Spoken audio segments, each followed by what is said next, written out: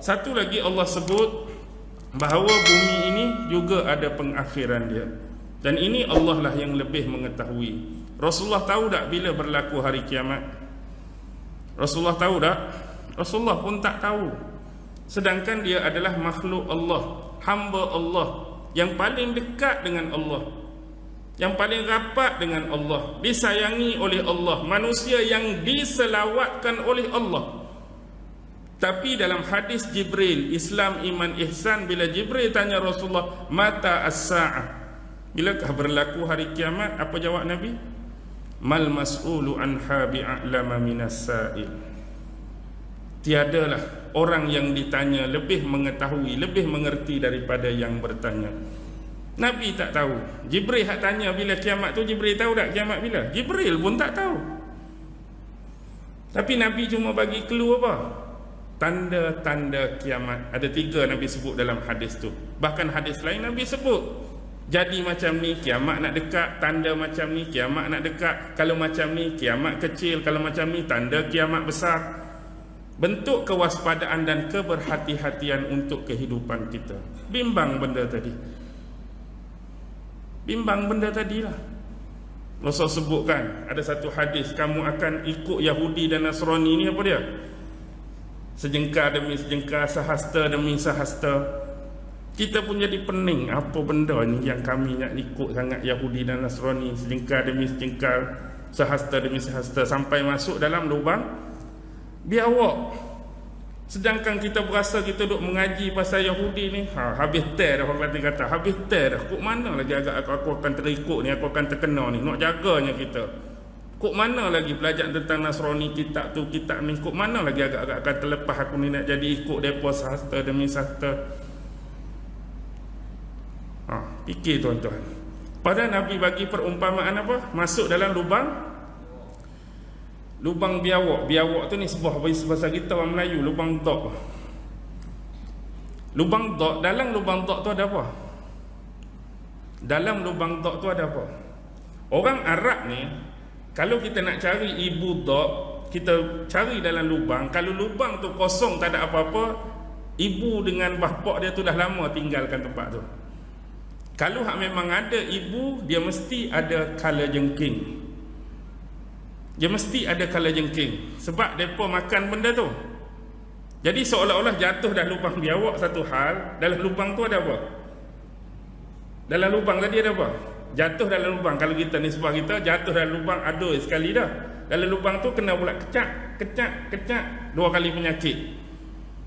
Rasulullah gambarkan, kamu akan ikut Yahudi dan Nasrani sehasta demi sehasta, sejengkal demi sejengkal tu, sampai kamu masuk dalam lubang biawak, lubang tok tu. Bukan setakat masuk, dalam tu ada benda lagi, tak lagi mengharu birukan kamu. Binatang-binatang berbisa tadi, tak kira lah kala jengking, kelipan ke apa duduk dalam tu. Maksudnya memang cari nahas sungguh-sungguh. Tapi sampai hari ni kita duk fikir dah, agak-agak nak ikut tang mana? Tang mana kita nak ikut? Bila sebut sejengkal demi sejengkal, sehasta demi sehasta ni, dia tidak drastik. Dia tidak menampakkan satu benda yang cukup besar.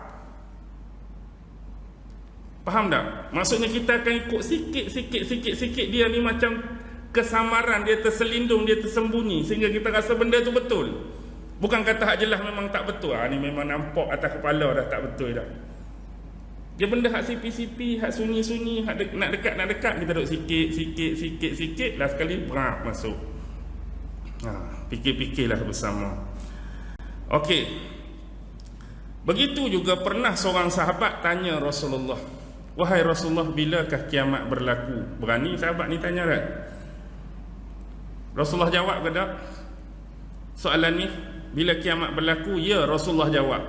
Tapi jawapan Rasulullah tanya soalan balik, apakah persediaan kamu untuk menghadapi kiamat? Bukan Rasulullah kata bila-bila nak jadi tu. Bila dia tanya bila kiamat nak berlaku, apa persediaan kamu? Apa persediaan kamu? Sama juga kita nak mati. Ya, kita tahu kita nak mati, tak tahu bila pun. Tapi apa persediaan yang kita nak jawab depan Allah bila kita mati? Itu ya. Benda sama. Di zaman sebelum ni ke, zaman ni ke, zaman akhir zaman ke, zaman fitnah, benda ni lah yang kita kena jaga, tuan-tuan. Persoalan tentang akidah, persoalan tentang syariat, persoalan tentang agama, yang ni tak ganjak dah. Tapi nak suruh terus bertahan tu yang sukar. Nak suruh terus bertahan. Sebab bila mari fitnah ni dia kelak. Antara hitam dengan putih bercampur sehingga kita pun jadi keliru dan samar. Mana hak betul, mana hak salah. Hak mana hak betul, hak mana hak salah. Hak ni pun serban besar juga, habat. Hak ni pun pakai kopiah, hak ni pun ada otoriti dia, hak ni ada kehebatan dia. Semua macam ulama-ulama besar ni, tapi bertelagah, bercanggah, tanakuk, bertentangan. Jadi kita orang awam, kita netizen hak tak berapa nak erti ni. Nak ikut hak ni ke, nak ikut hak ni? Hak ni betul ke, hak ni tak betul? Hak ni salah ke, hak ni benar? Jadi keliru. Sebab itulah ada satu hadis, antaranya berkaitan dengan ulama kan. Daripada mereka lah fitnah itu keluar, dan kepada mereka lah fitnah itu akan kembali. Maksudnya keluar daripada geng tu juga. Kenapa ustaz cakap macam tu? Saya ustaz biasa saja, nasib baik saya bukan ulama, tak termasuk konon-kononnya. Memang kita bukan ulama pun. Saya bukan ulama, saya orang biasa aja. Nak habaknya ulama tu Nabi sebut kan 4 benda Nabi sebut. Pertama, Nabi sebut tentang Islam di akhir zaman yang akan hanya tinggal nama. Islam akan tinggal nama. Al-Quran akan cuma tinggal tulisan. Masjid besar tersegar indah, tapi kosong daripada hidayah. Dan yang keempat tu Rasulullah sebut, wa ulama'uhum syarrun nas tahta adimis sama. Dan ulama kamu pada masa itu adalah sejahat-jahat manusia yang berada di bawah kolong langit. Daripada mereka lah keluar fitnah, dan fitnah itu juga akan kembali berlegar-legar di kalangan mereka. Wallahu alam bila benda tu nak berlaku.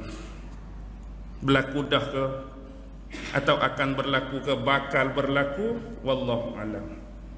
Sebab tu juga ada satu hadis yang Rasulullah sebut, benda yang paling ditakuti itu bukan Dajjal. Ada satu lagi. Apa dia? Selain daripada Dajjal, yang paling dibimbangi oleh Rasulullah, apa dia? Imam-imam yang menyesatkan, ulama usuk. Itu lagi bahaya. Sebab mereka ni bertopengkan agama. Mereka bertopengkan agama, menggunakan otoriti atas nama agama untuk menyesatkan manusia lain. Jadi berhati-hatilah kita dalam keadaan tersebut. Kita tak tuduh siapa-siapa, kita tak condemn dan komplain siapa-siapa. Tanya jiwa, tepuk dada, tanya iman masing-masing. Baik. Summa antum tamtarun. Kemudian kamu masih lagi ragu-ragu dengan hari kebangkitan itu. Ada lagi orang yang ragu-ragu tentang hari kiamat ni. Orang kafir ke, orang etis ke, dia ragu-ragu tentang hari kiamat. Kita orang Islam macam mana? Hari kiamat adalah base, rukun iman kita tu. Bila kata rukun iman, sekiranya kita rasa kiamat ni ada ke tak ada, dia bahaya tu. Jangan duk main buat ayat-ayat buat pening lagu tu. Ada ke kiamat ni? Mungkin ke kiamat ni berlaku? Boleh dah Allah nak hidupkan kita balik? Jangan buat ragu-ragu, jangan buat ayat-ayat leceh macam tu. Ni bab imam, ni bab akidah ni. Rukun iman, percaya kepada hari kiamat.